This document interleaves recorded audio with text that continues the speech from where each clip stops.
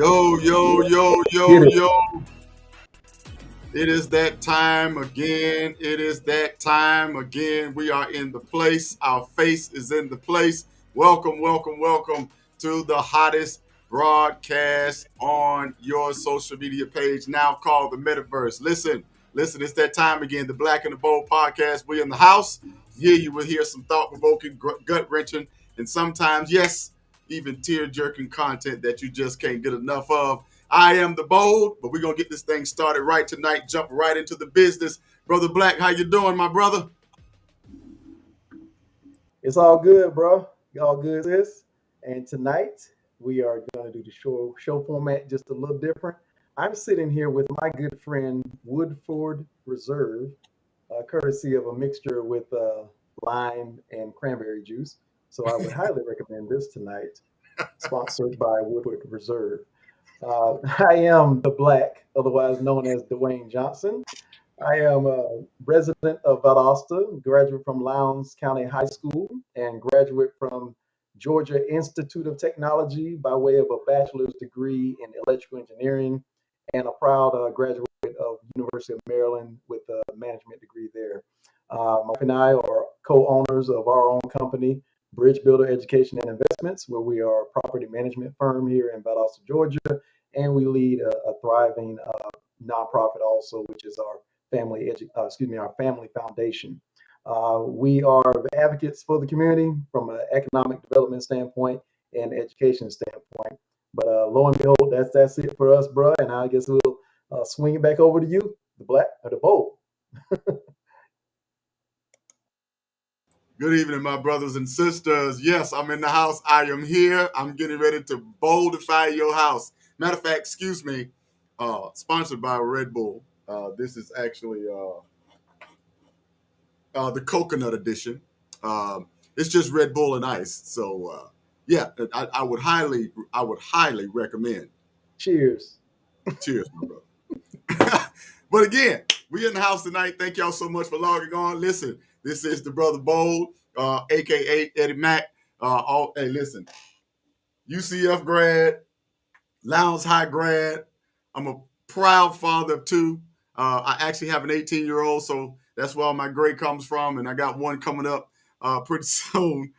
She's a preteen. So, yeah, everything is going well. E3 Legacy group is in effect, and we're getting ready to make some moves. So I'm excited about being here tonight with my family. And I'm going to turn it right over to the beautiful. How you doing, young lady? Well, I am well tonight. I'm doing well. I didn't realize it was cocktail night. I don't have anything but my usual water. So,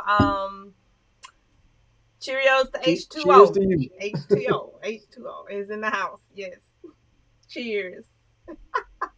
But yes, I am Suzette Michelle, the third part of this Black and Bold dynamic um, collaboration here. Also, native of Valdosta, Georgia, the good old GA, and a high school graduate of Lowndes High, graduate of Valdosta Technical College, where I graduated with a radiologic technology degree, serving the community through healthcare. And I am so excited to be a part of this platform because we're talking about some real stuff, and it does get real, it does get bold, it does get black, and hopefully it'll be a beautiful thing. So, I yeah, see what you just did part to there. be a part of it all. Let's get into it, gentlemen. And time out though. Did she introduce herself bold as Suzette Michelle? Hey, bro, you heard it. Michelle. Michelle. You heard that, did you? You heard. I'm feeling a little French Yeah, tonight. yeah, I yeah, Michelle, mean, you know. yeah. but She you got a gotta little have Oh boo. wee more. wee, oh wee wee. Yeah, yeah. You see that? I want. Matter of fact, I need to find somebody to come stop by to figure out what is exactly in your cup because I know.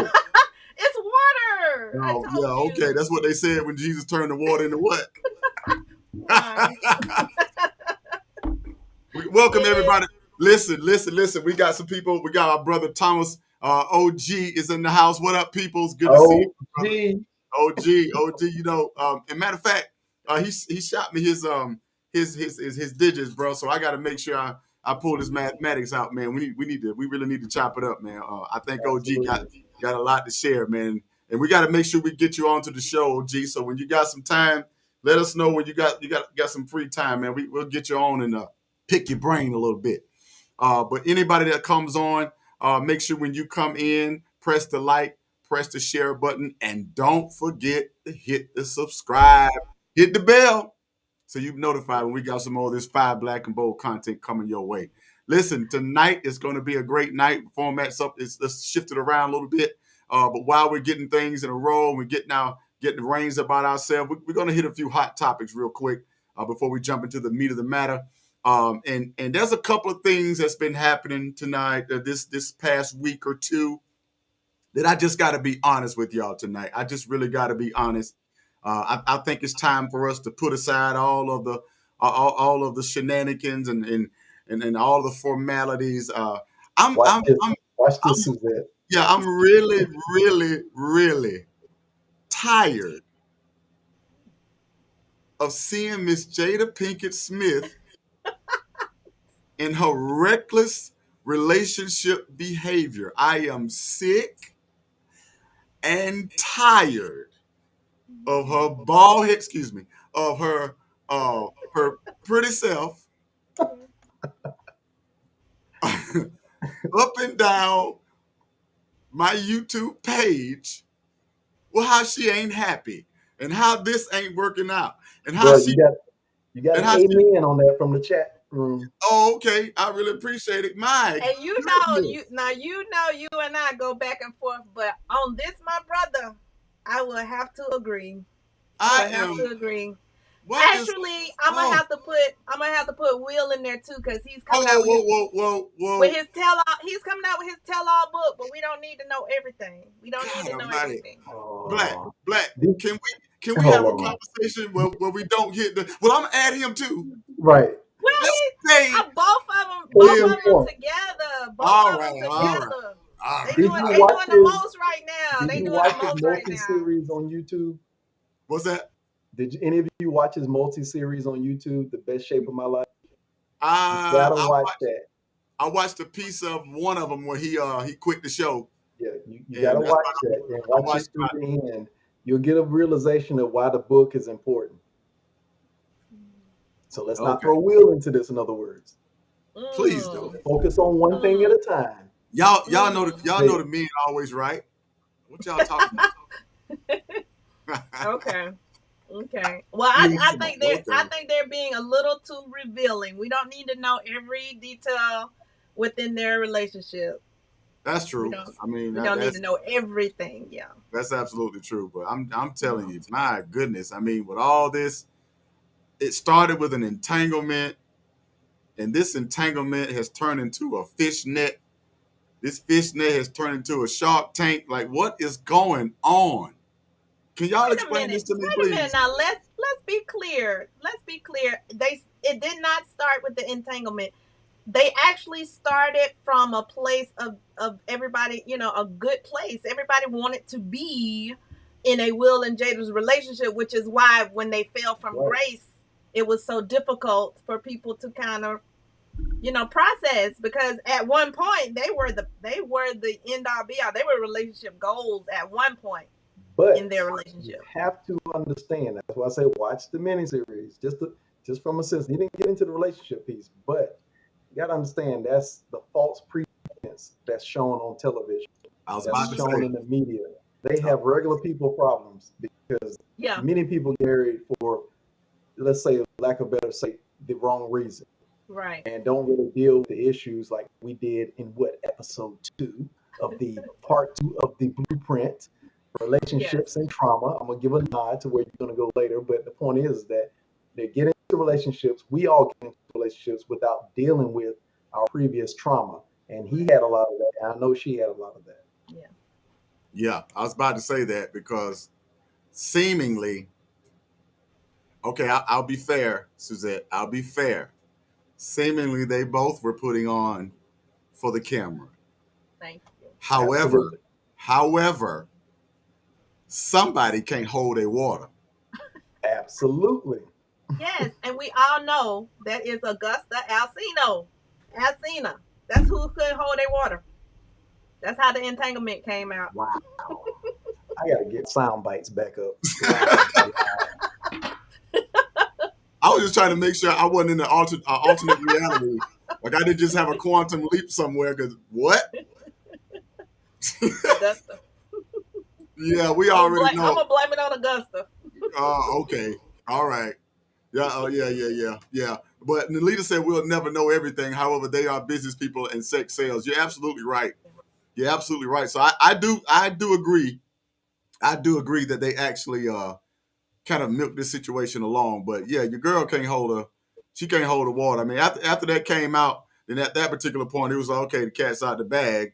But it's like after she had her little red table for herself, she just nosedived, cutting her hair off and all this crying on TV and Tupac was like my brother and bro been dead since '96, right? Well, we are talking about Tupac. I'm just saying. The man was legendary. I'm just saying, because but let me ask you a quick question while we're getting things together. Is it seemingly it's possible, or why is it so possible that people maintain relationships just for the publicity of their of The marriage imagery.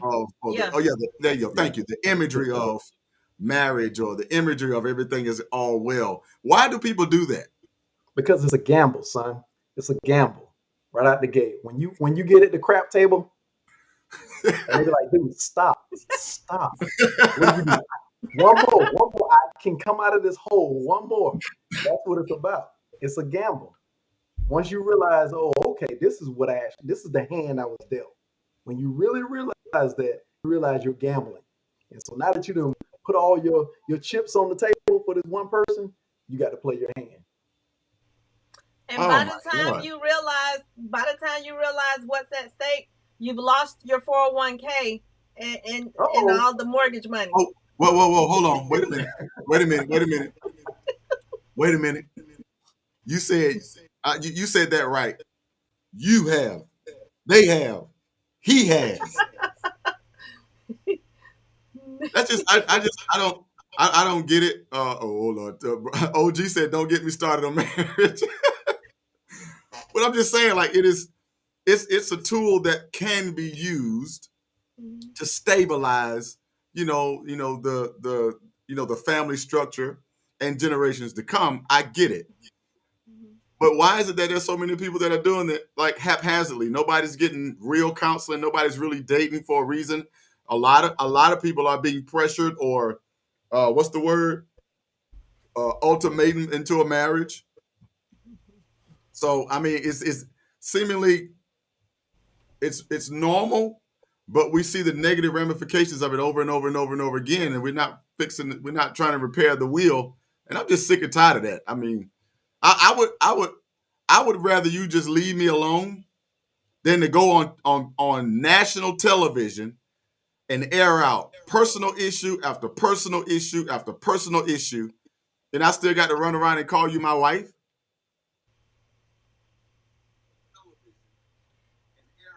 I guess that's a yes.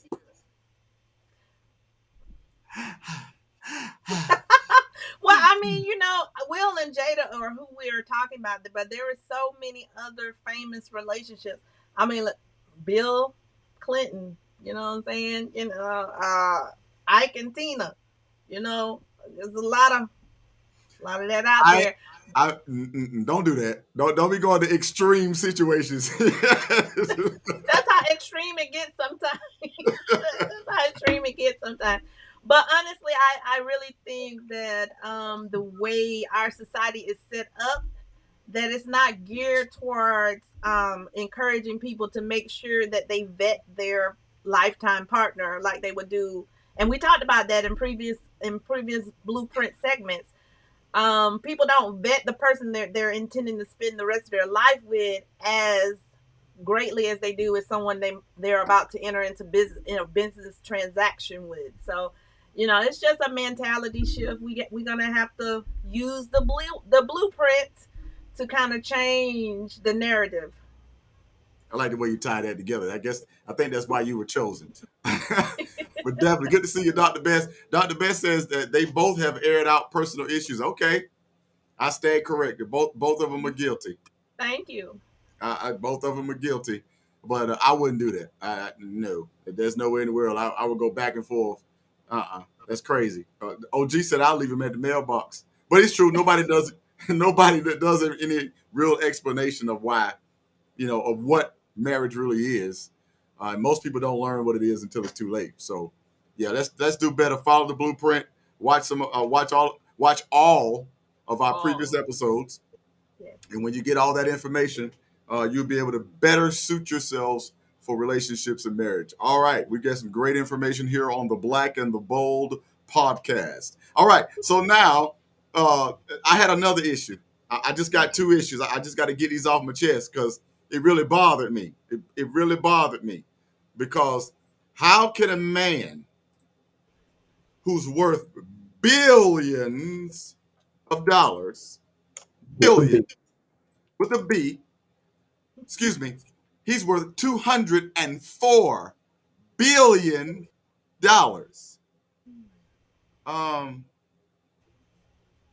He just got completely pumped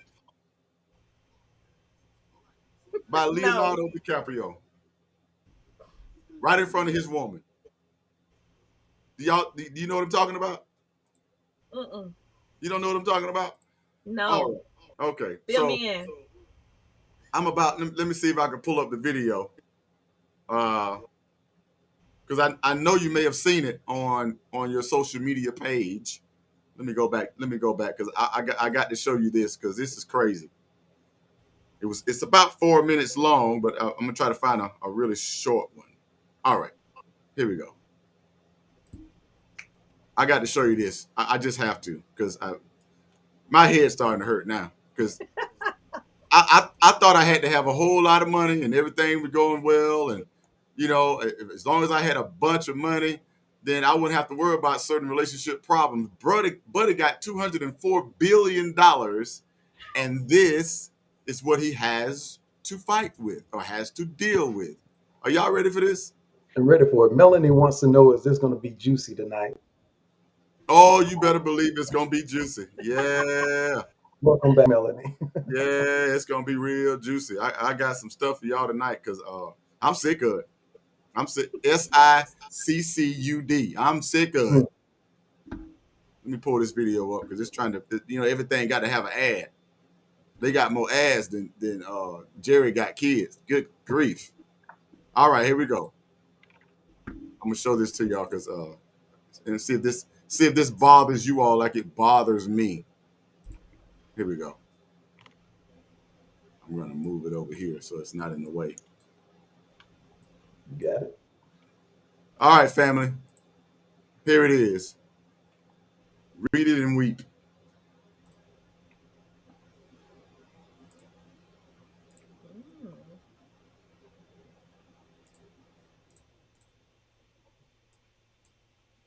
Is it playing? No, did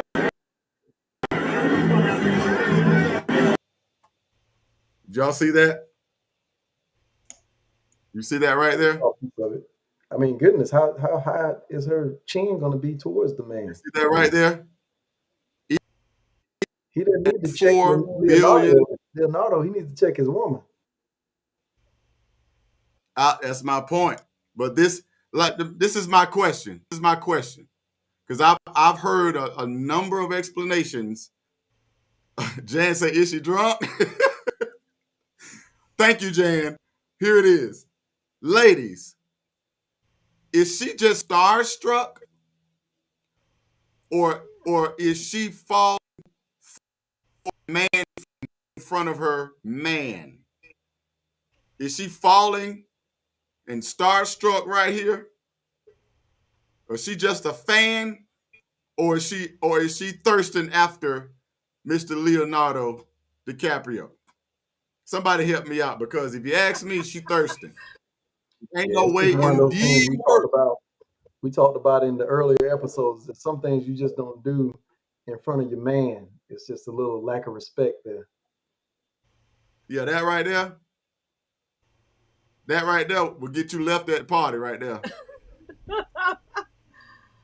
Oh But wow. but my sister John K said definitely thirsty. Jessica says nah, she want that man. Jan said I have been starstruck before, but this is thirst. Nalita. Now see, now look that go that woman splaining right there. They go that girl code. Oh, he is tall, and she had to look up to see him. So my question is, Nalita, why Jeff ain't looking like that? Sounds logical. Oh. Jan said it's embarrassing. Yeah. Is anybody else? Does anybody else have a problem with this? Because this right here made my big toe hurt when I saw this. I just had to get off. I had to turn my whole social media off. I was like, really? The leader said short man complex. Really? Is her tongue out? John K, I'm gonna go ahead and say, yeah, it is. It's out. So my question for this, she looking like she ready to risk it all. Yeah, buddy. Yeah, Tan. She ready to risk it all. She done risked it all already. She don't know she taking an Uber home right there. That right there get you an Uber ride to the house. Matter Oh. of fact, I ain't calling the Uber. I'm calling the cab. That right there. So my question, ladies, is this: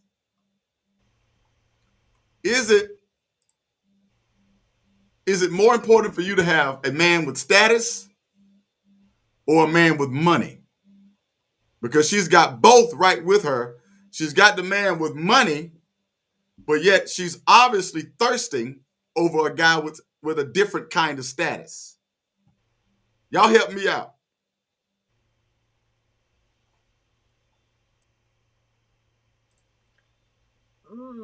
When you ask them tough questions, boy, the church get quiet. Ladies, chime in. That was definitely disrespectful. She was being very disrespectful. Oh, really? We gonna go back to that? Oh my That's god! what that Oh equated my to with me. god! The answer is no, and I'm pretty grossed That's out. my dog. I'm pretty grossed out by that, but the answer is no. No, she was being very disrespectful, but I think some alcohol might have been on board as well, though. She looked a little out of it. Yeah. You She know ain't they nothing say at the time. alcohol is a type of a truth serum. Okay, so this is what I'm gonna do, Mike. Before you answer, be reminded. I am very good at turning the situation around and putting you in the hot seat in that same situation. So I want you to watch your answer because think about this. Would a man get the same pass you're giving her if he was thirsting over a woman in front of his girl? No, he would not. Get on. But you Get guys on. have done it. I mean, men Get have done on. it Oh, a The lot of question times. Women, was, yes, okay. We've done it. And did we get the pass? no. I mean, Okay. you know So what? why? No, Pass. no. You got the pass in public, but behind closed doors, it was on and popping. Believe that. Mm-hmm. All right. Okay. mm, I think I don't agree because I think if you dating a black woman, she gonna show out right there. She gonna. Woo! I'm just saying. Rashawn said, "No, dog. Hey, black, you gotta play the clip with that one. Uh, she'll say he's a perv. Jan say, I don't know, Edward. I think she needs to control her liquor in social settings. I refuse to believe that Thank she's you. sober and looking a fool. Well, you'd be surprised. can we give Jada Pinkett Right. that same Exactly. excuse? Exactly. Some women just No, bold like Jada that. was very sober with with So her it's confession. okay. So what you're saying is it is absolutely possible for you to be completely out of character, sober or not. Wow. Yeah, Get on. yeah, absolutely. That's with anybody. So at that particular point, Where's the standard? Because you just gave yourself the permission to be both and it be okay. Mm. Oh no, I didn't say it was okay. I I, I, mean, if I didn't say Uh, it was. I didn't say it was okay. uh. If she was single, that would have been another thing. But you know, I'm just pushing. But I'm just curious. I'm because we see this too I much. don't think that it was okay. But honestly, I think that she was intoxicated. But we also have to realize we're judging them from where we are in our relationships when we have people like Will and Jada who are showing us another side of their lives that we're not privy to. Celebrities live their lives differently. They have swingers parties and all of that. They swap partners and all of that. So, you know, So is that why your boy got that look on his face like, probably. I mean, trust me. I'm not giving her a pass at all. She gets zero passes. can I get some However, applause? Can I get some applause for that? Because she actually held her sister accountable. Can we get some applause for that? Can we get around? I'm that's gonna the wait for that. truth. I'm gonna wait. That's You gonna wait? I'll give it to you. I'll give it to you, bro. I'm gonna give you that applause. But my thing is, she gets zero passes. But at the same time, yeah, brothers know. Y'all know if he would have checked her on that previously, like it wouldn't have been an issue. Like she would have not even tried him because it would have been established. Like, girl, don't you go out here and embarrass me in front of all these people in this paparazzi. So she at some point she felt like So what it's you're okay. I'm gonna saying, do this, and I know it's not gonna be any repercussion for me so for what that. you're saying is that we have to have a hard, frank conversation with the woman before we enter Absolutely, into and the public light. You're vice going to versa. see a numerous amount of celebrities here. I'm taking my wife to a concert. You're going to see a numerous of celebrities here. I do not want you thirsting or dripping when you see these people. That's just saying I have to have as far as a conversation with my Yeah, significant other. In order for yeah, her to act appropriate. I do. Wow. I do. And wait, wait, a prime, wait, wait. That's a grown a woman. prime example of me, saying that is John Legend and his wife. Like she has really acted up, and he has really kind of coddled her in her drunken moments that have been caught on camera. So that's So something that you need to hash out behind closed doors. I Like, think Melita Menifee, she says the same thing. I'm a interpret what she's saying as far as woman or man. So depending on your relationship, women, you might have to say that same thing. You're that's going right. to a club. There will be women here with short skirts on, tight outfits. I do not want Keep you your looking eyes. with the wandering Okay. eye. So let me ask this question. Let me ask this question. Because what it sounds like to me, when I was a kid, when I went in the store with my mother, Right. my mother, my mother would tell me when we get in this store, don't you Don't you touch touch Don't nothing. nothing. touch nothing. Don't I ain't look at buying you her. nothing. You ain't getting nothing to eat because we just left the house and you just had some. You left the Kool-Aid in the car, so you ain't thirsty. You had two helpings, and when you get in here, don't you touch nothing. Nothing. Why did And she Janet I tell us? Alexander. Whoa, whoa, whoa! Why did she tell us that? cause she knew She knew it was going to happen. she didn't want no miscommunication. But actually, that's verbatim. Those same words can be used. A woman can say those same things to her man before they go in the club. When you come in here, don't you touch nothing. All right, you don't Hey, already but ate at All home. right, bruh, so all right, bruh, so let me. hold Don't on, touch bruh, nothing. bruh. Yeah, I'm like OG right here. I've never had those discussions. I wish my that's where I woman was going. would. Really? That's why that's where I was Oh going because my mother had those conversations with me because she knew I was too immature to understand that when you go into certain places, you don't touch stuff you ain't gonna buy. man. So why would I want to be in a relationship with someone who Hmm. I have to give them a prerequisite or a pep talk and you grown? Ain't no way in the world I'm gonna be with a woman. I gotta tell her when we go in here, don't you be looking at none of Well, these you men. you might not, but some men might. Depending on the package. You know what I'm saying? He probably fell in love with the package and not necessarily what was in under the dome. Thank you, Jessica. Jessica, that's my dog. We are on. We are on the same level tonight. Thank you, Jessica. She said, if you respect your mate, that conversation should not take place.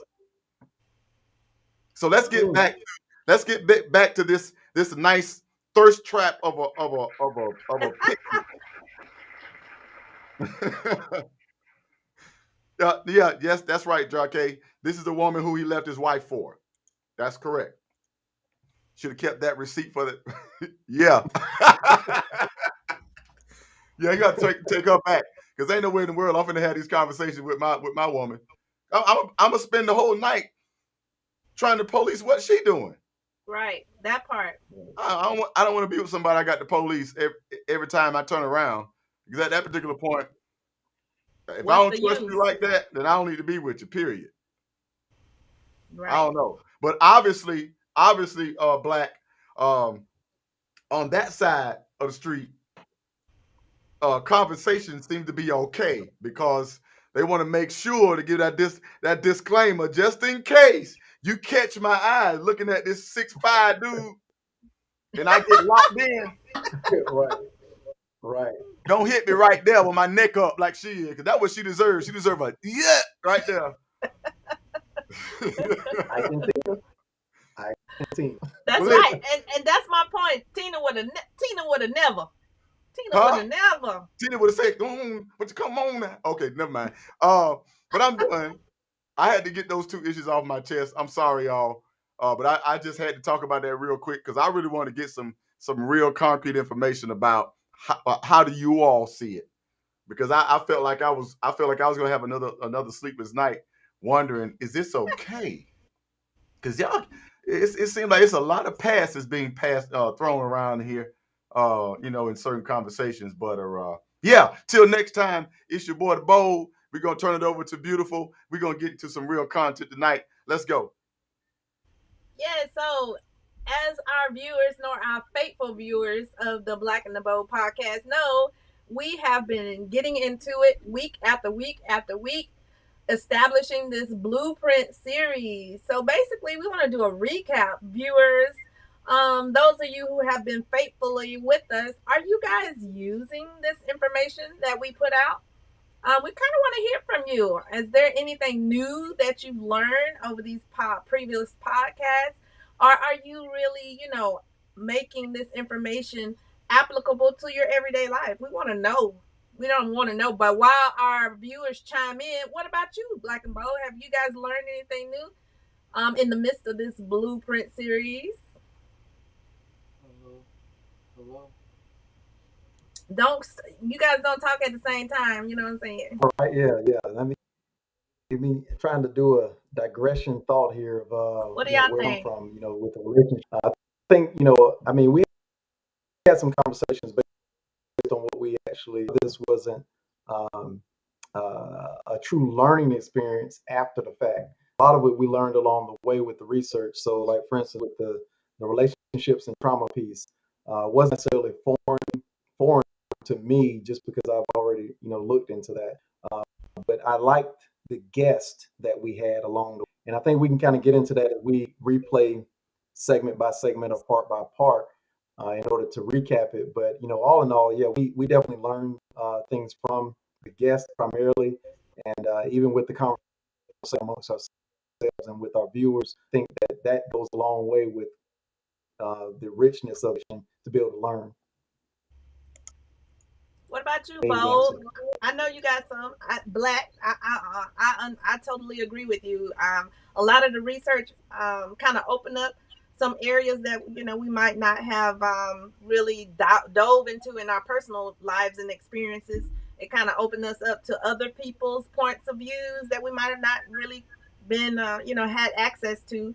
And definitely our past show, we've had some dynamic people on the show, our guests to come and kind of enlighten us on different things, mental health, parenting. You yourself, you're expert in your own rights in terms of financing. So I've learned, I don't know about you guys, but I've learned a lot along the way. And I would have to say that it kind of encouraged me or gave me some courage to kind of go down different areas and avenues that I hadn't previously considered in terms of relationship. We learned that we need to ask the tough questions right in the beginning of the relationship. Don't let it fester or turn into something ugly before we try to, address it.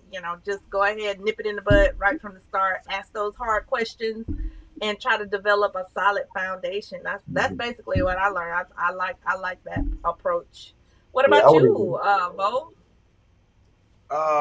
I guess I would say that my most impactful part would have been about the therapy, and we talked about the psychological state of where we are. It's actually a lot of those things that some of those things I already knew, but I did go a little bit further into that, and it caused me to do a lot of introspection. I really have been lately trying to meter myself when it comes to how I respond, how I interact with people, trying to make sure that when I'm in conversations that I'm present. I try to make sure that I value my time, especially with my family. So it really, I guess I could say it made me slow down a little bit, because I'm really busy. I have a lot going on, a lot of the times, and my day is kind of broken up, and so it's kind of crazy. But to just be present, and to really embrace, the value of your family there, it really caused me to really look back and to really be thankful for what I have, and also what I could potentially cultivate in my children. So, yeah, it's really been helpful. So I'm appreciative of it. Thank you all for your expertise. Yeah. And that's what I was gonna segue to, the parenting portion of it. So Yeah. Dwayne, we've been kind of following you and your cross country superstar, as well as your other brilliant children online. Did you learn anything from the parenting segment? I mean, there's always something to learn. I think I definitely want to shout out, just like with and I'll answer your question. Jarke says that the series has been great. I really enjoyed the different guests and the knowledge they shared. I think that fits right into just the prelude to the answer. There's always something to learn as far as nuggets.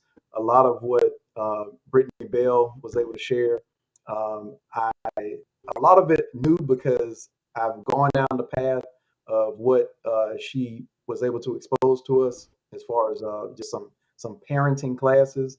Uh, the piece that we had with Tiffany Crowell was, of course, we had Dr. Crowell and Dr. Bell on at the same time. Shout out to them and their journey for doctorates. But Dr. Crowell, in that case, she shared more information that I did not know. So I'm a part of some of their conference calls with the Department of Public Health when it comes to mortality and those Mm-hmm. statistics. So that's where I had a lot more learning that took place within her conversation that she had to add. So definitely a big shout out to Tiffany Crowell, and of course even a big shout out to Brittany Bell just for what she's doing, because a lot of people don't know what are tools and trades, to use with regard to parenting, other than go grab the belt or start a frustration yelling.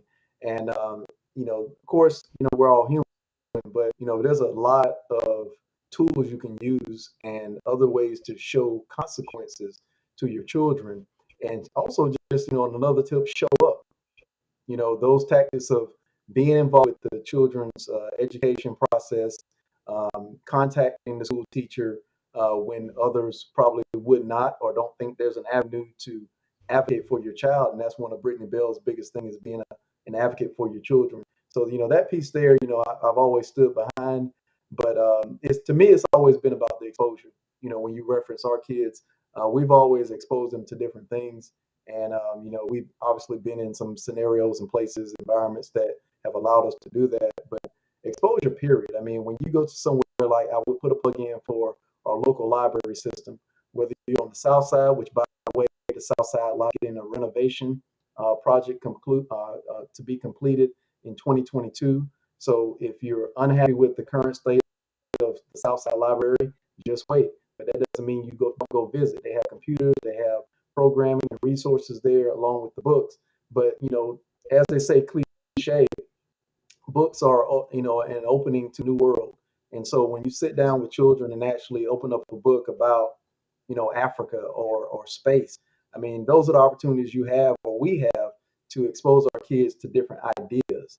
I wasn't necessarily a space fanatic until it was something that was introduced to school. So our households don't necessarily have to be the sole source of our imagination for our kids, but we've got to do due diligence, exposing them to opportunities to learn. Absolutely. I totally agree. And like you said, the Southside Library, there's a ton of resources that they offer there, as well as they also have different organizations that come in throughout the week. They have a parenting class that is hosted out of that particular library.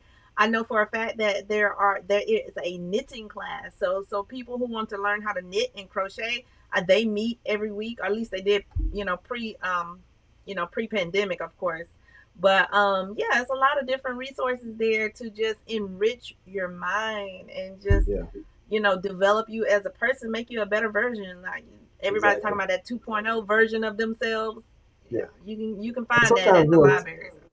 2.0 is simply doing things that are outside of your comfort zone. So I like the fact that you mentioned the parenting classes there and the classes, both of which I didn't know are programs there actually. So that's great. And so the point is that knitting, you're like, oh, that's the old folks stuff, knitting. But the whole point of these programs is that you socialize with other individuals. Knitting obviously is something that most of us perhaps don't know how to do. So jump in. But the whole point of the mission to get into things that you don't know is to build relationships with others. That's the point. And that's what we got to get over as far as whatever is cliche. Get beyond that and try something new and learn to meet someone that's different and can expose you to different ideas. Absolutely, absolutely, and also, it gives you that human connection component that we're so missing in the day of social media. You know what I'm saying? So, yeah, Yeah. get out, meet some people, form new, relationships, and be enriched. Mm-hmm. Learn some new stuff. OG Thomas said, I need to learn how to cook first. I can buy some socks. Whatever you need to learn, Thomas. Well, Do That's crazy. it. He letting us know what his real focus is. I don't Yeah. need I all that. see that. I We see need to that. find him a cooking class. I got you, Thomas. I got you. We'll figure that part out at the library, how to do a cooking class. I'm gonna, I'm gonna see if Jada Pinkett Smith got a cookbook. Ain't gonna be nothing in there but crow. You're gonna be eating crow all day. Nah, that's Uh, good. That's a hard pass. We gonna pass on Yeah. that. man, thank you. Yes. All right. Yeah. Well, listen now. So we've talked about a little bit. Well, we dove into parenting. We dove into our relationship component. What about this political arena? We had some excellent guests on. We had, Nick and Big Nick, as he is affectionately known as, and his campaign manager, Miss Angela Ward, as well as Tony Tone was on here. So, what do you guys think? You think this generation is getting really fired up about politics and becoming more involved than previous generations were? Oh yeah. I don't think, yeah, I mean, obviously, yes. I think we are scratching the surface because what we need to do is get more energy behind it. Thomas says, I love politics and hate it too, obviously. It's one of those things, it's a love and hate relationship because from my point of view, you can influence change. But at the same time, the current state of it, it's a hateful relationship about the current conditions at times. But I think really, we have an awesome opportunity here on this platform to where we can continually invite others. Like we definitely need to get Adrian Rivers on. We need to make sure that we get Kevin Bussey back on. You remember we had him call in when we addressed the issue with Scott Park that time, as far as some of the things that went on there. But we can get some of these leaders on to kind of make these conversations, just like what you're addressing, Suzette. These conversations need to take place. Our viewers here are saying some good things about those series that we've had and the continuation of that, because that's what our people want to hear. We want to learn. We want to figure out how does this system work for us. And sometimes it takes some people like Big Nick just jumping in. Yeah. There is a support behind our constituents to where we can actually get somebody in office or at the seat. And once we're at the table, then the change starts to happen, because the more we get involved, the more it becomes cliche, trendy, and it get just like Tony Tong. Big ups to Tony, because I know him and Nick, but I know Devin Tony is like, in the last that you've heard of me, and so it will become infectious to everybody else that it's cool to be political. I think that's a piece we have to remember, since we're talking about restoring the black family. I think we got to remember that our forefathers were highly political, even Yeah. though in many cases they weren't able to participate, but that didn't mean that they weren't aware. Um, which is why when the opportunity came, they ran to the polls as fast as they could, because they knew the power of the vote, and they knew the power of understanding the political status of where they lived. Um, I think, in my opinion, I think we're having a renaissance when it comes to just black intelligentsia actually moving towards the political arena. If you look at a lot of these, that probably the last 5 years, all we've seen is the first black mayor, the first city council, the first senator, the first this, all across the country. A lot of black intellectuals are moving into politics, and actually they're coming in with an agenda that's not even race driven, but it is definitely it's potent with our desires and wants. And Mhm. but it's not just the fact that it's not just what was her name, Shirley Chisholm. It's not just the boldness and the ability to articulate like Shirley Chisholm, but now we have individuals that actually can reach into those doors and actually and develop those relationships from the other side. It actually allows us to really have an impact. I mean, I've been watching some of these young guys. I think it's Baltimore or somewhere, one of those places. The guy's like 20, 22, 24. Like, he's really young. But when you hear the young brother speak, and when you hear him do business, he definitely knows he knows his business. He knows what he's talking about. So I'm proud of it, but it's pushed me. It's pushed me to challenge my Democrat status. It's pushed me to challenge how I look at politics. It's pushed me to challenge myself to not just vote Democrat because that's what I was told. Because I will have to tell you, my first time voting, I was like, I don't know who to vote for. Just vote everybody Democrat. That's what I was told. That's exactly what I was told. And so we've been going to the polls for so long, with this preconceived notion that just because we all vote Democrat, it's going to work on our behalf, and we're Hey, not actually looking into the issue. Yeah, if I can just interject, but keep on going after, I want to just remind you that Colin Powell was Republican. yeah, yeah, yeah. I was going to mention that earlier. The majority of the black voters were Republican in the beginning. Until they begin to until the Republicans started acting crazy, then they went to the Democrat side, and now the Democrats act like the old. It's a lot of us are going to swap back, just because a lot of our issues aren't met. I will go ahead and say I regret voting for Joe. I'll say that right here on the broadcast, because You he heard has it first. yeah, he has yet to stand on hardly anything that he promised us that he would do. Matter of fact, my mother, my grandmother used to say something. He said, sometimes you got to be careful because you'll swap the devil for the witch you don't know. And so we swapped who we thought was doing us that much harm, but in fact, when we got the other familiar, it's worse. So it's forced me to now really look into politics and get Yeah, way ahead of the race, so I can fully understand who is up front, and understand and learn those buzzwords and all that. And I'm actually talking to the children as well, involving them in the process so they can understand the power of the vote even on the local level. right. So yeah. But I mean, one of the things that We we got to realize also is that we got to do a better job, just like what you said about President Biden, is that we've got to do a better job before the primary Yeah. to get Biden as our selected nominee, because obviously once you got Biden and Trump, like you said, I mean, you really just basically say, choose your poison. And so, but we got to do a better job in selecting and actually participating in the primary election to get the person we want at the top to be our formal nominee. Thomas OG actually says a lot here, and it's probably down in my chat history at this point, but he wanted to remind us that Colin Powell was not elected, so he had an advantage. He was appointed basically, so that Yeah. was a good thing. And then also he did say, vote the issues, not the party.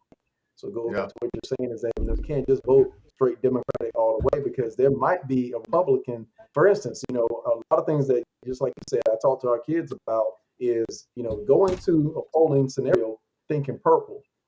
It's not red or blue. You got to look at all sides to the matter and actually educate yourself on all of these things, and also watch who is voting for what at the state and local level. We talked about this before. That's one thing, Suzette, I would say that we learned in this also is that we've got to be more focused on the state and the local issues because those are the ones that are getting passed down and affecting us the most, not the federal issues as much. Biden has two executive orders that are actually right on our doorstep as far as relevancy. I talk about this all the time on some of the business calls is that, you got Executive Order 13985 and 14050 that are actually dealing with underserved communities, i.e. us. And then 1405 is more so talking about initiatives for Black America. But when have you heard about those implementing themselves at the state and local levels? So even though he's up on things, it's not much effect that's being taken at this point. So we have to energize ourselves to get involved at these state and local levels. And my point previously was watch how your state legislation is voting, because if they're not doing what they said that they were going to do once they were elected, you got to get them out. And we don't need people just sitting idly, warming a seat.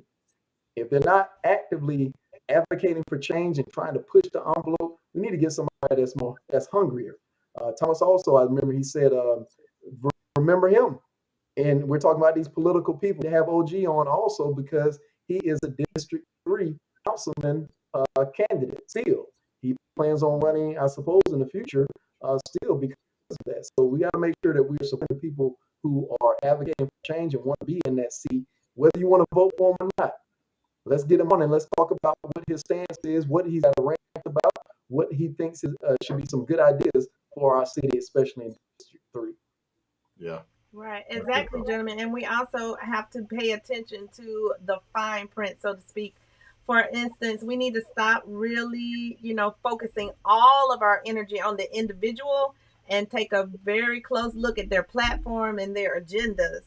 So let's be very mindful of what the fine print reads. What is their agenda? What is their intention once they may get in office? Because so many times people like to make campaign promises, but then when they actually win that office, they do nothing that they campaigned on. So we got to start holding them accountable, and we have to be educated voters. Number one, we have to realize that our vote does count.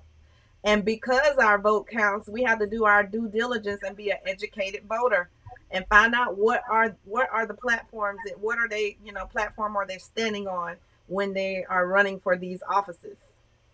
Well, I want to say two things in response to that. Two. Well, one's a question for sure. But when you start talking about us operating in the political arena, and we've heard a lot of people talking about Black people should actually spawn off and create their own party. Um, do you all think? Do you all think that? I don't think it would be initially as impactful as it could be, just because of the sheer numbers. However, um, because our numbers are concentrated in very pivotal states, that's where it makes a difference. And so, I mean, do you all think us kind of, because we've been talking about this Black Party for decades, but no one can seem to really, or no group of individuals can really seem to get it off the ground. Do you all think that would help us? That because I mean, I know it's hard for us to be one band, one sound with anything, but do you think that that's something that we could actually entertain? The issue is not necessarily, in my opinion, the issue is not necessarily do we need our own party, because we affect change as we saw under the leadership under the informal leadership of Stacey Exactly. Abrams. Come out and we can vote and affect change and win an election or elections. The problem is we then forget about the action that comes afterwards. You have to hold political accountable, and you have to. It's a 2 or 4 year process. So the point is, if you don't like who's sitting in the seat, action or in, you've got to then exercise the right collectively to vote them out or vote for a person in. You also have to watch the the the, the, the legislative things that are passed, because just like what we saw in Georgia is that Stacey Abrams did a grand action of work or body of work to get the vote out. Then Republican pundits changed that narrative into legislature in Georgia so you can give somebody a bottle of water in line. So what we got to do is Right. make sure that we are fighting for advocacy to then get more people to take their seats, challenge them. So it's not necessarily about the party, but I think it's more so about getting people energized to participate in the process so that we can start filling up those seats, because we already know the narrative that the United States is just slowly changing browner and browner. But if we're not smart about getting into the seats of political, they'll still be in the seat, but it'll just be a brown country that is being controlled by those that know the political Exactly. process. Right. Yeah. I totally agree with Brother Black, Dwayne on that, because we have to realize that there are already organizations in place, that have been in place for a long time. So if that was a very viable option, it would have been established by now. The Congressional Black Caucus was founded in 1971. The NAACP was founded in 1909. So, if those very, visual, very out front organizations have not created a black political party by now, as Brother Dwayne kind of alluded to, we're going to have to learn how to work within the constraints that are already established. So we need to just be unified in the fact that we need to start vetting viable and very, uh, uh, educated and qualified candidates to play in the arena that's already established. But that's where I see that we drop the ball a lot of time. We can't even agree on a qualified candidate to play in the arena that is already established.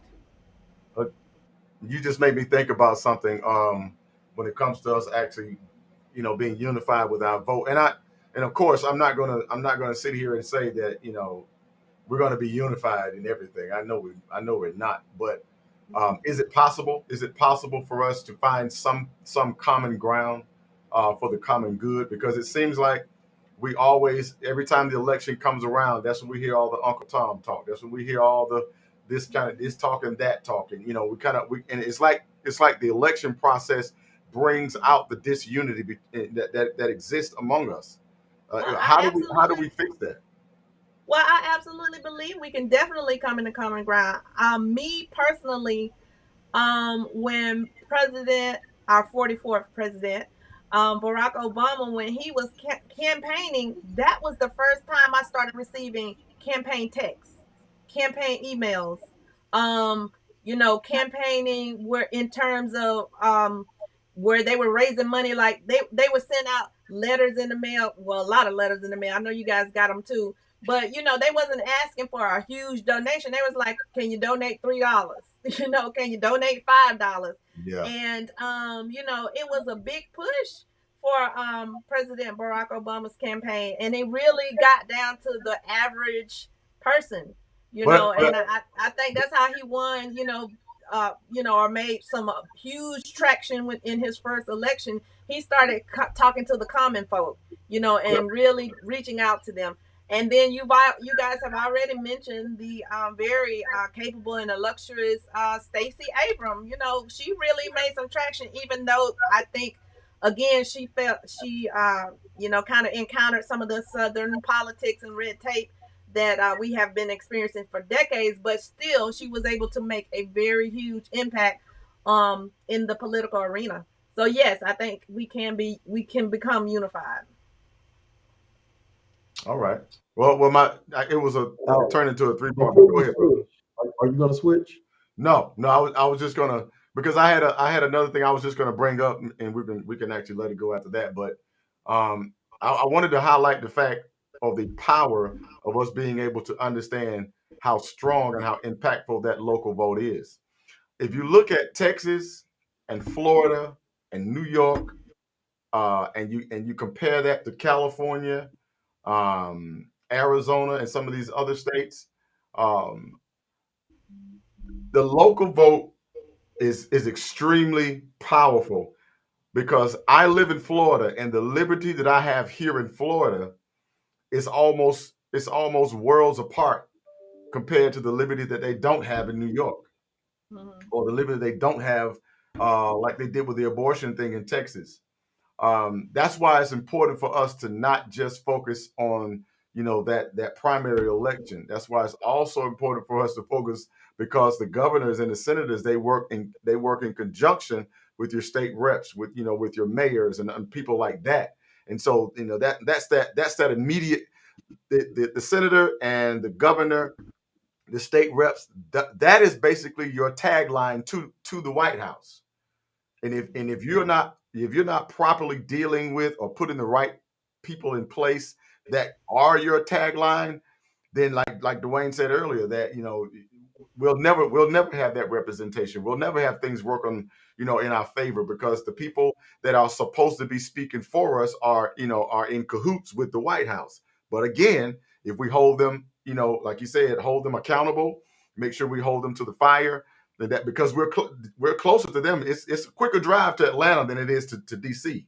You see what I'm saying? And so we need to start understanding that our focus needs to be on our state capitals. Mm-hmm. That's what we need to begin to focus on, because those are the people that's supposed to be able to have that connection, have the boots on the ground with the people in the state they represent.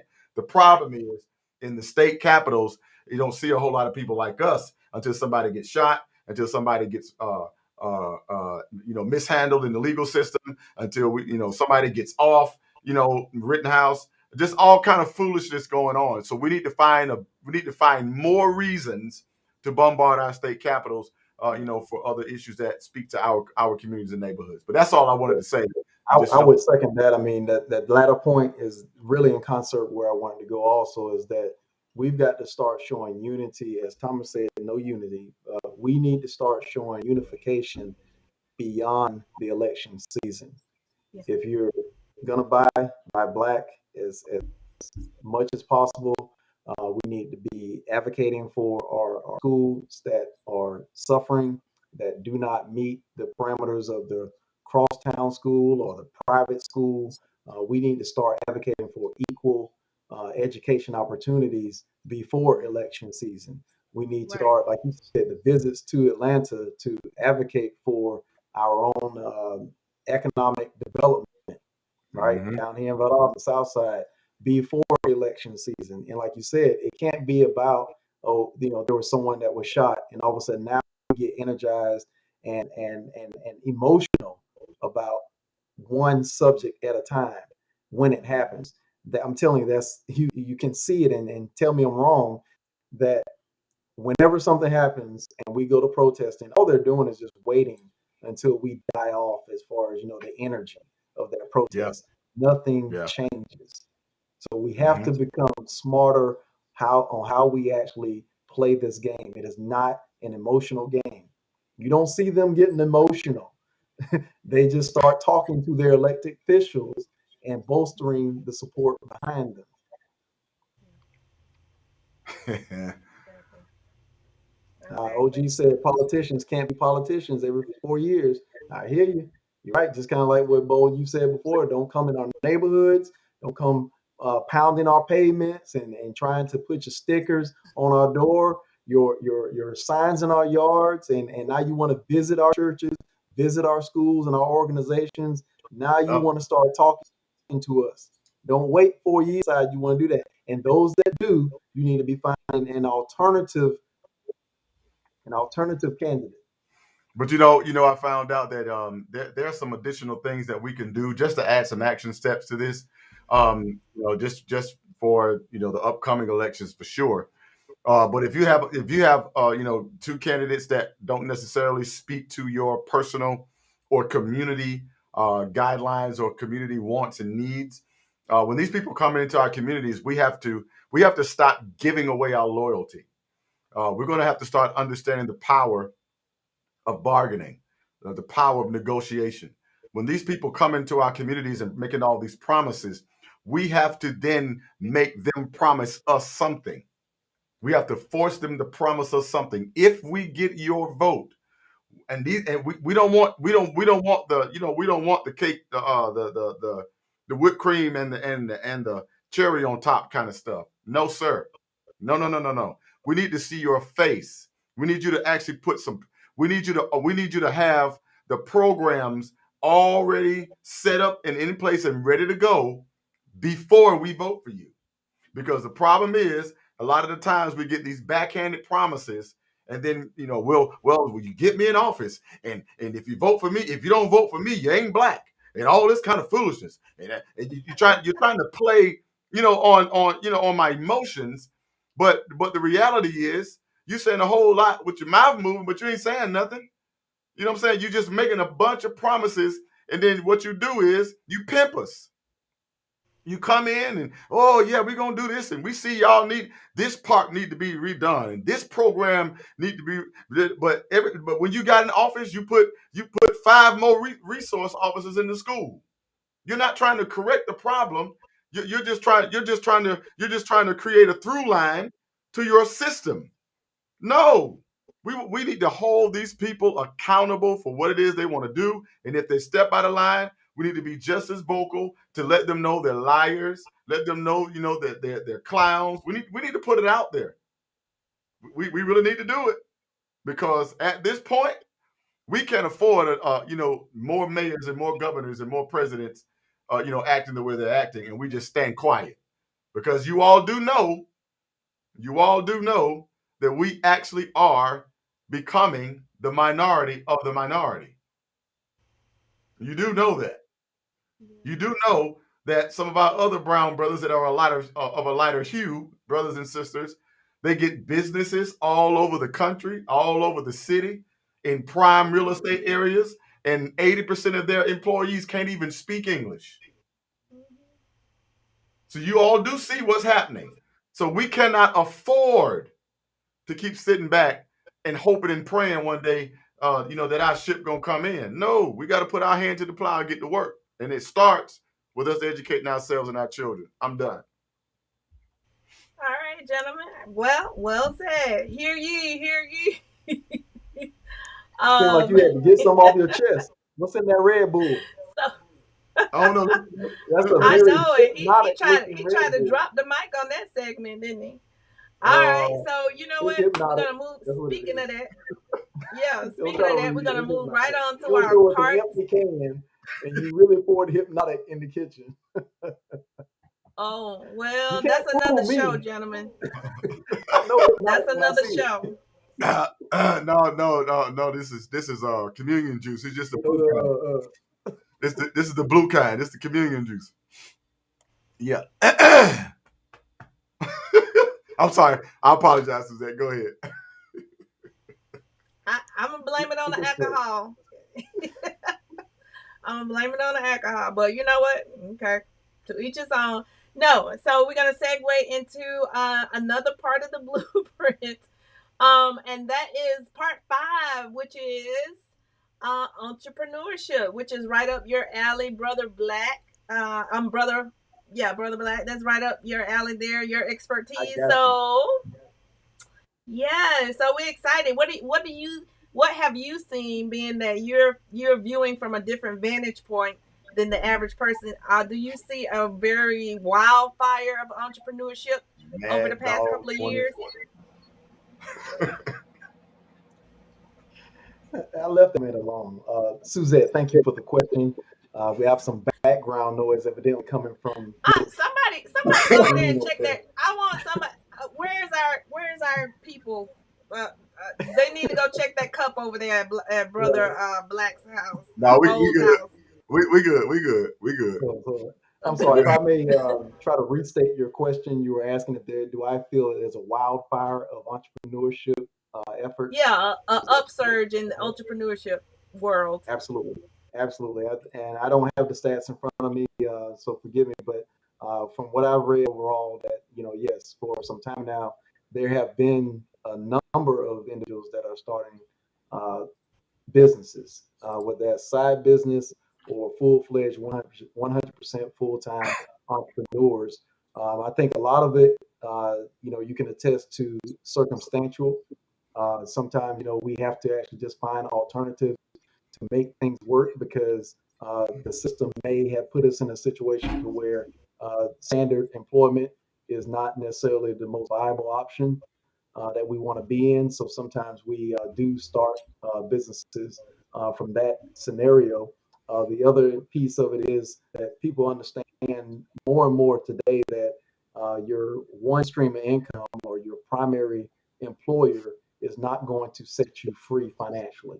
And I think a lot of people are realizing that. So you have a lot of side businesses that are being constructed, and in order to generate a dip within the household. I would say that with caution, though, because a lot of individuals, when you're starting these micro businesses, quit drinking on the job. But when you're starting these micro businesses, businesses that really are side hustles, if you will, and there's clearly nothing wrong with that. But we have to start thinking how to develop the business even further if that's your passion. And so that's just one thing, from my vantage point, that I do see a lot. There are a lot of side businesses, and some of that is so that people can wean themselves their primary source of employment. And so that's very commendable. And just basically stay on that path and always be learning, continual learning in order to improve to make that journey possible. That's the piece that really gets people because a business is not necessarily something that's going to skyrocket or wildfire, just like you suggested, within, say, the first year or two. Right? And so you're going to have to link up with individuals that know more than you, have a cabinet of partners and people who are smarter than you in the same room, and all the things they cliche say, network. You're gonna have to meet people. You're gonna have to stretch beyond your comfort zones. And if you're not a people person, you need to put yourself in positions where you're forced to be a people person, where you have to introduce yourself continually throughout the night or throughout the month and get that elevator speech down pat. So there are some things that you can do from a Black community standpoint. One of the things that I keep alluding to is the calls that we have every week about business development within our community. Suzette, I got to get you the number, and so that we can start working together collectively to influence change, influence the mentality that we have. And I'll tell you, frankly, being a resident of two different parts of the country, east and south in this case, northeast and south, our mindsets are different. When I graduated and went to Washington D.C., I mean everybody was starting a legitimate business on the side as they started, maturing in their primary function in the D.C. climate. It was just something that was common, and so you take your strengths and your passions and you really find out how to get EIN, how to start going to seminars for weddings and photography. I mean, it was serious. Down here, we don't necessarily have a lot of those resources at bay. So start and learn about it at the same time and fail and succeed and fail and succeed. At the same time, we don't necessarily have, just to be honest, and I don't think anybody can really disagree wholeheartedly, we don't have a culture down here at this existing point to support each other as much as the other counterparts do. I've always heard that they, our counterparts, European American, white, Caucasian, whatever you want to call it, they can not like each other, but they will do business with each other and figure it out. They will have Yes. a boys' locker room spiel about it, or what do you call it, rubbing shoulders and good old boy network, and give kickbacks to one another in order for businesses to succeed. That is the South. Remember, we just talked about Tulsa. We talked about some of the things that happened up in Forsyth County, things that happened in Rosewood, Florida. I mean, so when black business flourishes, watch out. I mean, that's the continual theme of, and hopefully that does change and mature as Americans and become more brown and more understanding if you're not brown, and become allies. But the current state is that you better watch your back. Some of the things you need to do, you need to move with discretion. Don't tell all your business. One thing about Facebook, I see a lot of us move in a way that a lot of them don't move. They don't tell all their business on Facebook, guys. And I see some business owners telling your business, please stop. We don't need to know every little thing that you are encountering personally, and in some cases, you know, sometimes also keep your ideas to yourself and work them in a very tight knit circle of people that you can trust. It's just a lot of things that I could go on and on about, but a lot of things lately have been about me just looking at Facebook and I see some comments and things, and I'm like, you own a business, right? And so it's just sometimes ironic that you see things that are being posted. So Now, I do have one more question for you since this is your area of expertise before I kick it over to Brother Bowl.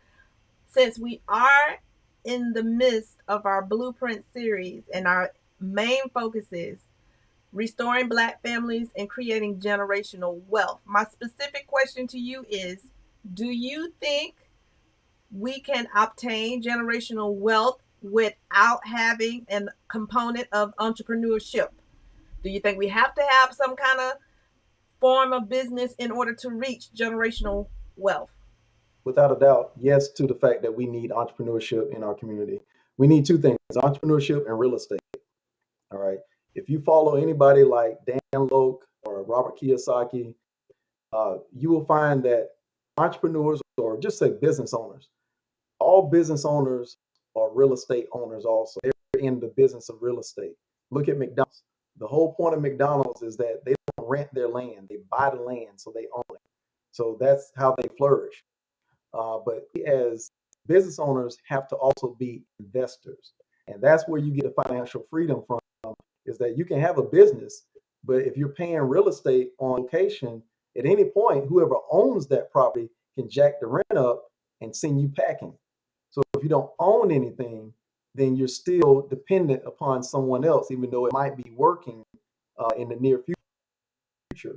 So that's very, because if the owner of your land or facility or little parcel space within the mall, or that strip mall wants to get you out because of whatever good old boy network is in play, you don't have any choice. So yes, really, yes, entrepreneurship has to be a part of the blueprint for generational wealth. And another reason for that is that if you look back at what we always reflect upon, the 1920s and even previous to that, the Renaissance era, is that we owned things. You look at Ida B. Wells, you look at Mary McLeod Bethune, those individuals, of course, countless others, but they owned what there was an entrepreneurship element to their success, and that empowered them to be the great people they were. You don't see a whole lot of great people that don't own anything that are great. And so, that has to be a component, the business part. But we've got to, it's a double-edged sword in the sense of technology. Technology makes us lazy because it's convenient. It's there for us. We have to turn it around and use technology for our benefit. We got YouTube, we've got things at bay, information at bay, that if you want to learn a skill or learn to improve your business, you need to be popping in the tunes, the podcast, continually learning your craft, just sort of subliminally learning about your trade day in and day out. If you want to be the best welder, all right, YouTube welding tricks and things, because you might learn something that another competitor not know, and you can help your business. And that's why I say, like with our company, with property management, sometimes we run into other individuals that on our counterpart side that wonder how we are doing so well. And I'm like, I'm not gonna tell them the sauce, but I kind of just gave you some of that. Is that we implement things from a continual basis because we have a Mhm. business mindset from where we came from, in a corporate lifestyle. So that has to be an element to your journey, is continually improve and build your business acumen. And that's Mhm. really, it has to be a part of it. But it also has to be tied into learning about investment strategies and implementing them without fail. Without fail. The market can go down and you have to investing. The market goes up, you keep investing. I saw a brother quite recently saw that his stock went up, and so he sold off to get the profits. I'm like, no, the stock, if it's a good company, keep investing. If you thought this was a one hit wonder, then sure, okay, pull out. Nothing wrong with that. But he was talking about a company that actually is a Dow regular company.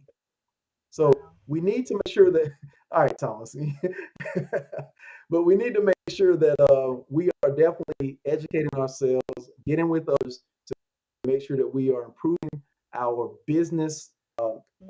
I don't say acumen. Okay, thank you, Thomas. But we need to basically build our, what is it? Our human capital, our Or intelligence, skill set. our skill sets. And so with that comes learning everything, not just the passion of selling a product or a service. Become a better business owner and a better investor, even if you're not one yet. Okay, well, you heard it here first, guys. You heard it from our entrepreneur guru right here on the Black and the Bold. So, we're gonna kick it to you, Bold. What kind of bold advice would you give someone who is considering entrepreneurship or entering into that arena? What kind of advice have you learned? What would you give? What would you tell them? Well, I definitely would. I definitely would kind of piggyback on Black. With just you have to get the knowledge. You have to. You just can't be driven by your dreams and aspirations. You're gonna have to sit down and do the work. You're gonna have to have those long hours, those late nights, early mornings where you're actually feeding your brain with the steps. I think it's Warren Buffett reads 25 to 50 books a month or something like that. He reads a lot of books every month because he understands it's the ability to get that information from others that have done the work, done the studying, done the research. Now you just have to get there and feed yourself with it. So definitely do your due diligence, learn your market, learn your approach, learn your niche or discover your niche in that market so you can separate yourself from your other competitors. Things like that are definitely important in what you and should be done on the front end.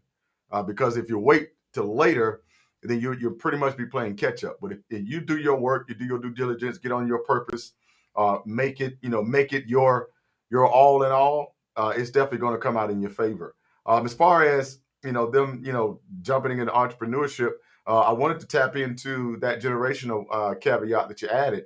I personally believe that it's impossible to have generational wealth without entrepreneurship, but also it has to be coupled with family. If you notice that a lot of our counterparts, their businesses, every time we had our parents come to school, what does your parent do? What does your parent do? And they would say, oh, I go to my mom's doctor's office, or I go to my dad's dentist's office, blah blah blah. Uh, you know, that was the whole mind frame. That's the whole construct of generational wealth. It's not just passing on the money; it's passing on the skill. It's passing on the market. It's passing on the book of business. It's passing on the knowledge. That's generational wealth as well. So not just not having that the money and the fame and the excess, but also having that ability that if I did die off, because remember when we were coming up, we had a lot of movies were coming up where the kids were like, "Mom, I don't want to run this dry cleaners, or I don't want to work in this store," and not realizing that dry cleaners or that store paid your bills, put you through college. It did all those things, but we were so involved and we were so ecstatic about having the freedom that we completely forgot about the focus that we should be having. It's just, in my opinion, we have to take our children along and take them on the journey so they could learn at an early age. So when they do become able-bodied citizens and adults, they already have that part of their life kind of already figured out. Even if that's something that they don't want to do, they have something they could do that could sustain their life until they fulfill a dream or whatever. Instead of going and putting in applications, will you hire me? No, no, no, no. That's something we need to get out of, because that's what we lost in integration. When we, Right. when we came into integration, we lost all of the substratum of our communities. All of the guys is that now we can have better books and better buildings. We got better books, we got better buildings, we rode in better cars, we rode in better buses, but everything about our community got worse because we broke it up, and everything that we had built as a community now became fair game to everybody. So I think we need to get back to building the family, entrepreneurship, which then will create generational wealth. So my last point to that is, whoever it is that's looking to get into entrepreneurship, whatever it is, find something that you can pull your children into. Find something that they can understand. Find something that they could, something that they have the ability to continue to push down the river, even when your arms are too weak to row. So that's all I'm saying. I would even cap that off with some other information also. Family hacks. Um, let's see. We're gonna have to give thesaurus to OG Yeah. since he's clowning us with these he, words. he going in on us, bro. All right, but yeah, a couple of things that I thought of as Brother Bo was just talking there, is that you talking about family, having family involved.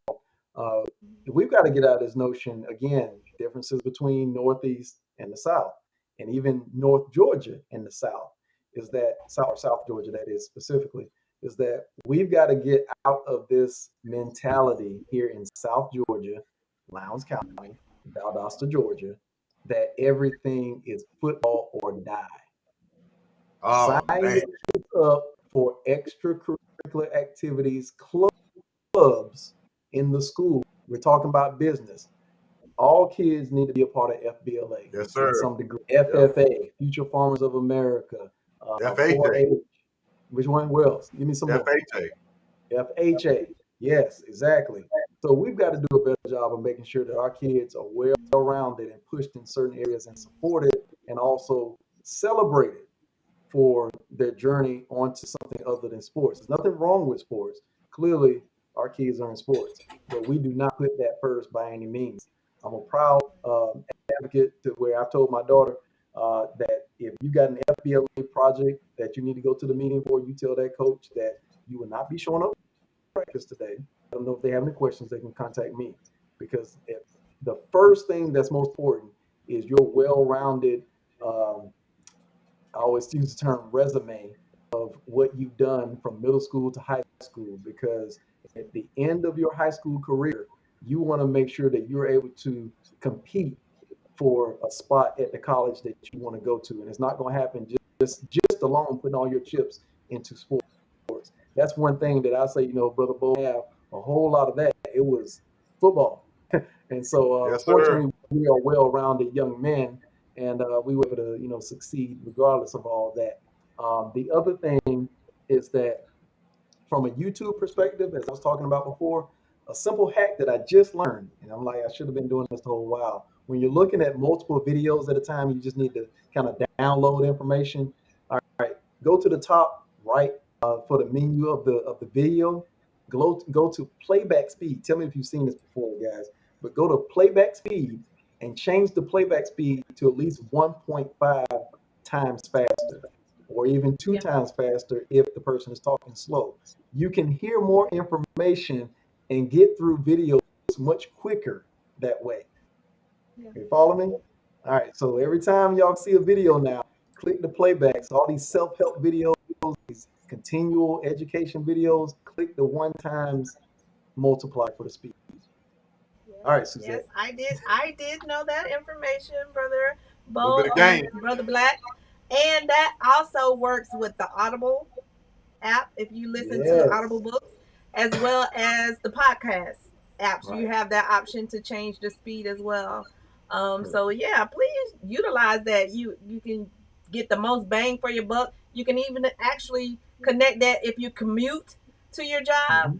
Use it Right. on your commute. A lot of people do. I know I do. I try to get the information in while I'm commuting That's or right. on the road. Because that's the most valuable thing we have. That's the most I'll tell valuable you. commodity, our time. So we You're have to right. use I'll it tell you wisely. that when we were in DC area, that you're exactly right. That's exactly what I would do. When listening to the radio or my choice of stations back then, it was XM radio.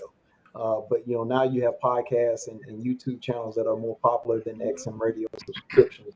But what I would do is actually listen to, in this case, it was CNBC, which is primarily a money channel for those that have cable. And so when you immerse yourself in those channels and want to hear more about the lingo, the terminology, it becomes more familiar, more comfortable to you, and you can make moves based on the things that you're learning and seeing ahead of time. Mm-hmm. And actually, that Audible app has a wide selection of books. So if you have like a book list that you're trying to get through, some of the major books that you need to read, go to that Audible app and download those books into your library after you create your profile. And then, as Thomas had alluded and commented on, you can do some speed listening to your Yeah, I books and see get through that. your book list. He's like, Also, how I do I would speed encourage, y'all up? yeah, That is speed listening. hilarious, bro. Hilarious. Also, I would Hilarious. encourage, and this is what one of our guests had suggested, parents and guardians, mentors, um, advocate for the kids in terms of the program. I know one of the reservations some people have about extracurricular activities and programs is the cost. But if you kind of really inquired through the course of the school term year, sometimes they offer STEM programs over the summer that you can get your child into or your young person into for absolutely free. So yeah, you just have, Well, it's kind of, it goes as a come first come serve, first come first serve kind of thing. So if you I have to had a sign them up pretty early, but they can get into a STEM program for free over the summer. if I had a censor button, I would curse, but that's bull crap. If anybody says that they can't get into an extracurricular activity, if I can say it, throughout the year, because I'll tell you, if you spend money on extra, drinks, food, shopping, Bundles, whatever, I Jordans. tell you, you're talking about when I'm talking about FBLA, FFA, TSA. That's another one. You're talking like $20 for the school to be supported, so that you probably get a T-shirt and they pay for the club trip or something. Maybe it's $50. Maybe they go on a trip and you have to spend a little bit, but it's so spread a year that it's not going to break you if you're really engaged in your child's education and being fruitful with what their experiences are. If you're serious about it, now I will tell you, I admit that yes, the summer programs, you need to get a little creative because yes, they are kind of costly. When you go to PSU and things of that nature for some of the STEM programs, I'm a firm believer as much profit that we still are very frugal. I will find for the free as much as I can. And so free 99 works well in our family. And so when it comes to like the summer, I can't wait till BSU starts back up their Science Saturdays. That's another free event to where BSU introduces a lot of science techniques that the college intertwine the subjects of the school. And so, you can find free programs. You can find the library. The library offers like free educational opportunities. And don't forget that art is a part of science also. And so, Yeah. when you talk about that, I saw, shout out to Tony Tong again.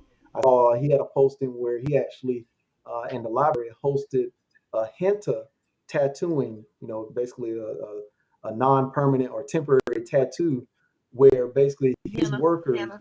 did a henna, yes, the workers that he has as tattooists actually volunteered their time to do an event to put henna tattoo on the visitors that wanted to explore that. So again, all of these skills that we have culturally as a people should be explored, and you can find a free resource. If you need help, get on the call, and I can definitely think of some things that are free in the community. Yeah, you just got to be very vigilant about it. But they do exist. They exist. Um, okay, so guys, I think that we have done a entire recap. We're on part 5 currently. So we've completed, like we touched on every part of the blueprint. So it's kind of like the space program. Now we got to go above and beyond. What do you guys think should be the next component of the blueprint? We got to get on this. We got to get on this diet. We have some of the worst eating habits in the absolute world. That's the thing. We will justify and we will explain away every reason to still eat pig guts. We will Well, it's about to explain be away Thanksgiving. It's about every to be reason, Thanksgiving. You think we can every encourage reason. people to put the soul food away for the Nope, Thanksgiving? it ain't happening. It ain't. Some people they gonna always say, "Well, I'm gonna die from something." Okay, all right. I would rather die from natural causes than clogged arteries from pig feet and tail and tongue and chicken feet and all that. I mean, good God. OG said it right. I OG said know. if we ain't right, we wouldn't need vaccines so much. Don't Just even go saying. there, bro. Don't Just don't even saying. mention don't even mention that word. All right, I don't, yeah, I don't even we'll want. stay away from the V word.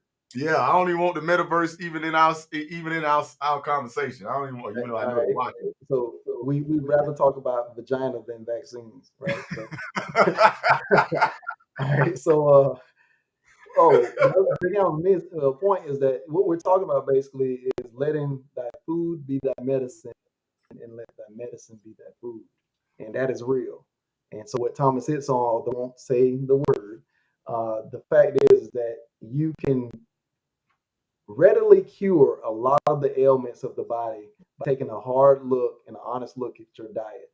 When like nitrates, you look at the back of packages and read you need a dictionary for all these things that are on the back of some of these packages. You need a science degree, a chemical engineering degree sometimes. And so if you can't recognize what's on the back of the package, the worse the product is.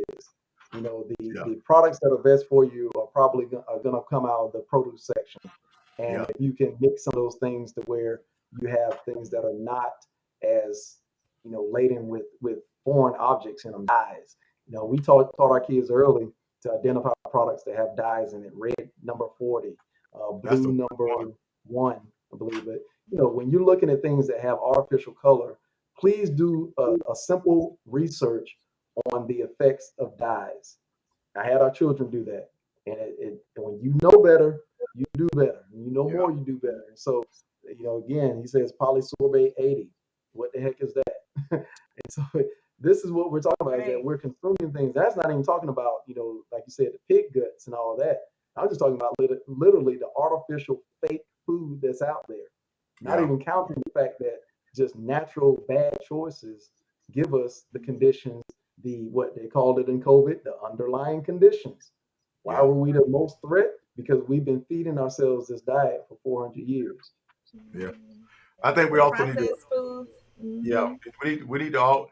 I remember in college when we were doing an economics class, we started, and this really blew my mind. We actually went into the science of how they set up grocery stores. There's a science on how they set up things in a grocery store, and they understand that's why the produce is usually always it's always off to a side. If you ever notice when you go into a restaurant, not a restaurant, a grocery store, the actual healthy food, which a lot of that stuff is now GMO infused, but the healthier options are usually off to the side.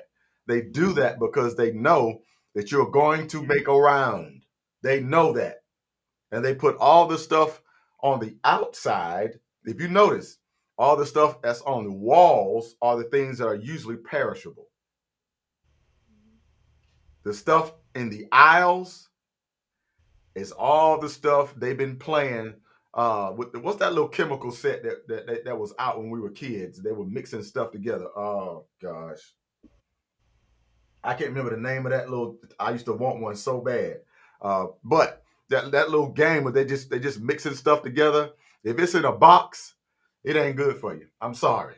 I know we've been eating it, but if it's in a box, it is packed full of preservatives and sugar and a whole it treats your brain. Your brain think it's crack. Sugar, white flour, all that stuff. So I hope that we have a consensus to talk about this because I want to get into the real science of how your food alters your DNA, which is why they put fast food restaurants in Black people's neighborhoods because fast food has been proven to restructure your DNA. We're going to talk about that. So us saying to stop eating the pigtails and the pig feet and the tongue and the hog head cheese and chitterlings and all that other stuff that y'all just got to have.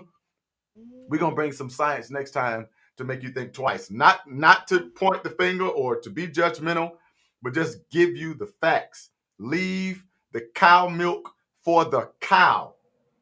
Leave the cheese for the rats. We're gonna get to that later because I'm gonna show you how. That's gonna be our next component of the blueprint. Look out for it, guys, and hopefully we'll have that out before that Thanksgiving meal, so you can have some options going into that plethora of food. Going into that week. It's gonna be a Thanksgiving back. It ain't gonna be no Thanksgiving. Yes. So, guys, I think we've touched on recapping where we are thus far in this blueprint.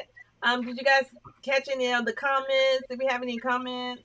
I know looking back over some of the comments, some of our viewers are saying that they've been enjoying the series thus far. They've learned a lot. I didn't get any suggestions as what should come next, but I think that what we've covered so far has been very helpful. What do you guys think? Oh yeah. Yeah. I'm down with it. But I think we've done a great job. But I think our listeners have pushed us to be better. So I'm grateful for what they've done and how they've contributed. So I definitely want them to give us some options. Make us go and do a little bit of research. Make us go and and fortify our positions before we come back next Tuesday. So I think they've strengthened us enough to tackle the food issue. Don't y'all feel pretty confident that we can go ahead and tackle it? We build a camaraderie with our viewers now, so maybe they'll be, a little more softened to the idea that they got to cut some of this stuff out of their diet. So It's coming. We'll see how that goes. Shannon Chopping, there he is. Huh? So Chopping, yeah. Shannon Chopping, there he is. Cedric. I want to just add that definitely. I think tonight was a good shift. We went kind of off the cuff a bit, and the viewers like that. In the beginning, I think that's a good strategy that we have going on as far as how we do it, chomping and chatting. Montgomery, I get you. But yeah, I think the viewers, they like a lot, in the sense of what we the chemistry that we have. In other words, that we bring, to the table here, and going to get some educational quality meat within the show. So we definitely enjoy the viewers, chiming in and giving us some encouragement and motivating us to continue down this path.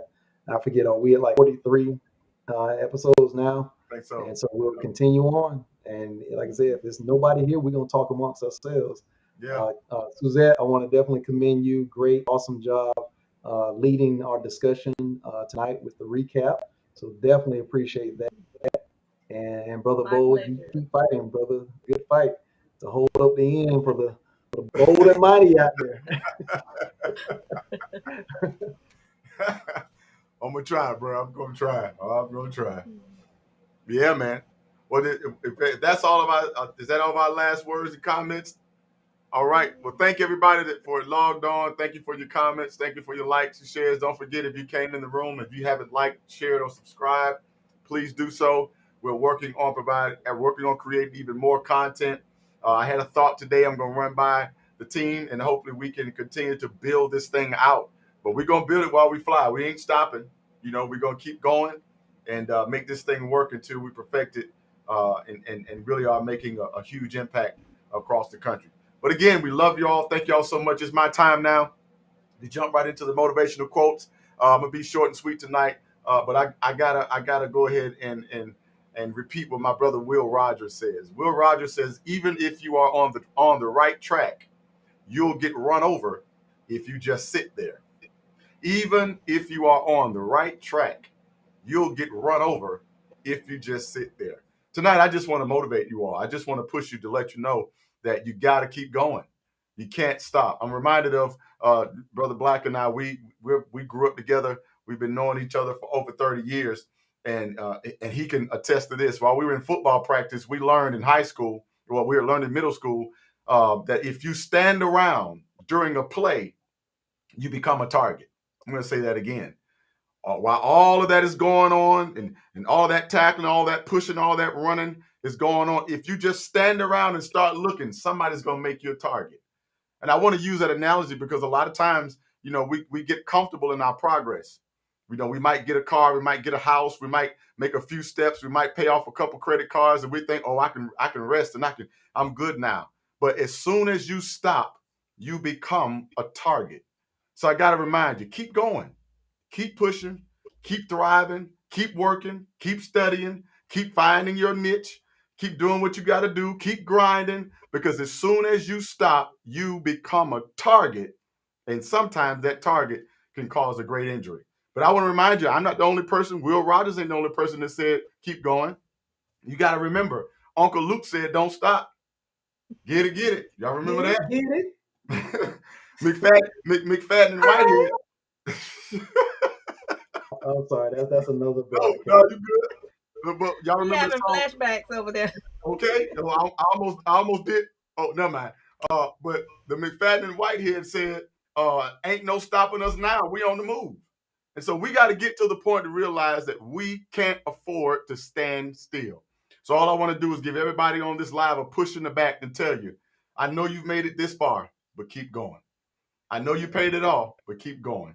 I know you've got small goals completed, but keep going. Because when you stop, you become a target. But I got to say what my girl said. Ain't nobody got time for that. I love y'all. We're going to see y'all next week. Until then, be the best version you could be the change you want to see. Love y'all. Peace.